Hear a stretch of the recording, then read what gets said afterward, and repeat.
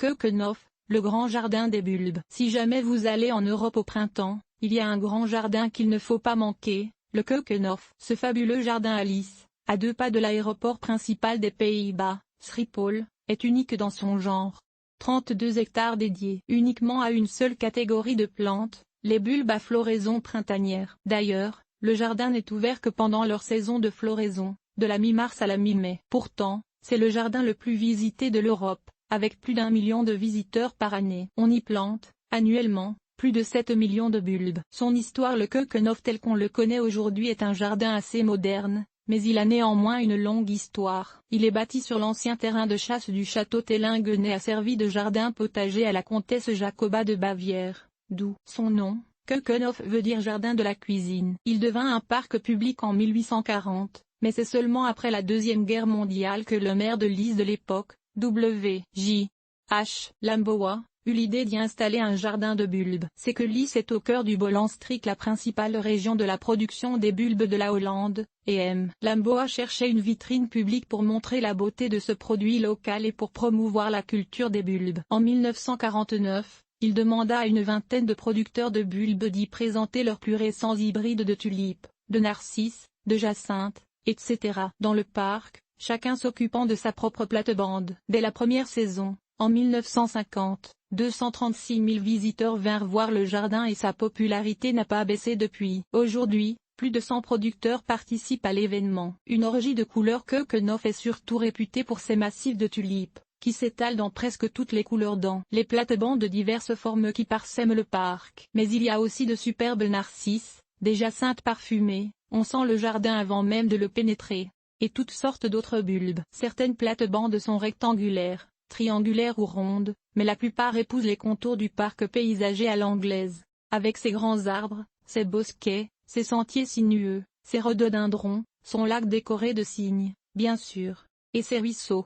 Un effet classique à Keukenhof est la rivière bleue, un ruban ondulant de Muscari armenicum, qui semble couler entre des massifs d'autres fleurs. Keukenhof offre aussi plusieurs pavillons où il y a des expositions d'orchidées, d'anthurium, de broméliacées, d'amaryllis, d'hydrangées, de lys, de fleurs coupées et beaucoup plus encore. Il y a également un moulin à vent dans lequel vous pouvez monter pour obtenir une vue à vol d'oiseau des jardins et des champs de tulipes voisins si colorés. Il y a aussi des boutiques de souvenirs, bien sûr, dont des vendeurs de bulbes qui livreront votre commande de tulipes chez vous à la bonne saison pour les planter. Keukenhof est facilement accessible de presque partout aux Pays-Bas. Sautez dans un vol Montréal-Amsterdam et déposez vos bagages à l'aéroport Schiphol, car il y a déjà des autocars prêts à vous y ramasser pour vous amener au jardin. Vous avez déjà visité Keukenhof? Sachez que les aménagements sont entièrement refaits à tous les ans. Après tout, le jardin est fermé de la mi-mai à la mi-mars.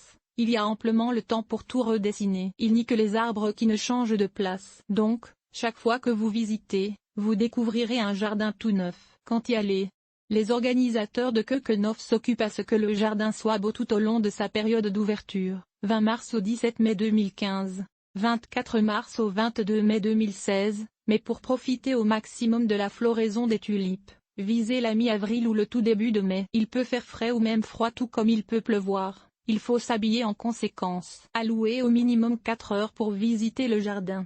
Toute une journée si vous êtes un horticulteur invétéré. Trop de forfaits n'offrent que 2 heures dans le jardin, ce qui vous oblige à courir. Préférez alors un billet d'autobus aller-retour bon pour la journée, ainsi, vous pouvez quitter quand bon vous semble. Apportez un appareil photo, plusieurs cartes à mémoire et des piles de rechange, vous en aurez besoin. Enfin, pour compléter le portrait, il y a amplement de café et casse-croûte sur place pour vous restaurer. Autre jardin à voir. Le Keukenhof est le jardin le plus connu de la Hollande, mais il y en a des dizaines d'autres, facilement assez pour remplir une semaine de visite.